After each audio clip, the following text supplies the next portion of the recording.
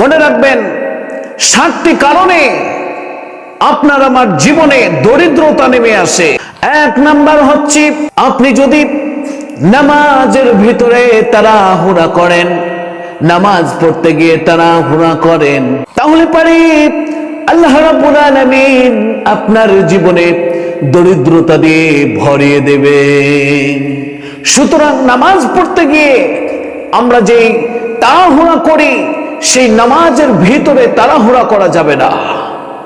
আর যদি তাড়াহুড়া করেন তাহলে পারে আল্লাহ রাব্বুল আলামিন আপনার জীবনটাকে, আপনার পরিবারকে দারিদ্রতা দিয়ে ভরপুর করে দেবেন, নাউজুবিল্লাহ।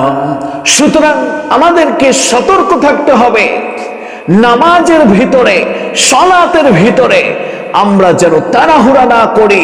2 নাম্বার হচ্ছে দাঁড়িয়ে প্রসাব করা।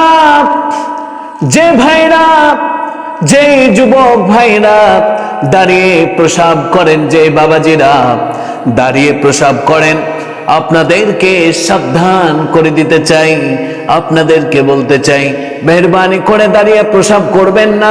দাঁড়িয়ে যদি প্রসাব করেন তাহলে পারে আপনার জীবনটা দরিদ্র দিয়ে ভরে যাবে। আল্লাহ রাব্বুল আলামিন আপনার জীবনে কোনো বরকত দান করবেন না, আপনার জীবনটাকে আল্লাহ তাআলা দরিদ্রতা দিয়ে ভরে দেবে।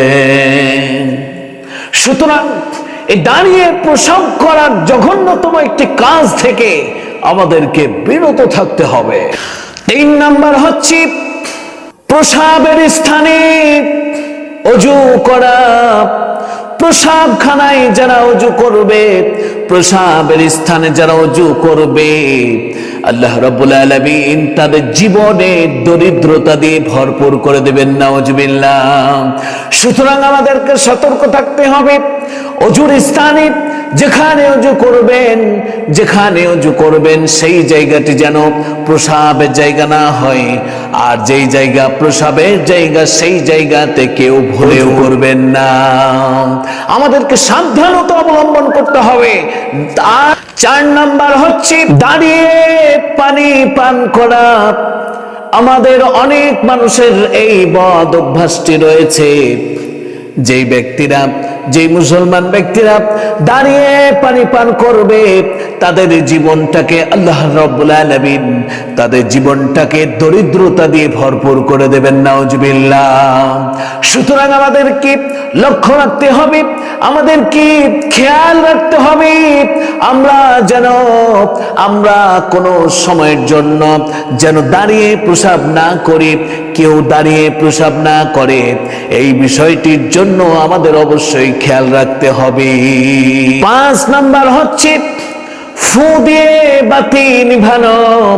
ফু দিয়ে কেউ যদি বাতি নিভায়, আল্লাহ রাব্বুল আলামিন তার জীবনে, আল্লাহ রাব্বুল আলামিন তার জীবনে দরিদ্রতা দিয়ে ভরপুর করে দেবেন।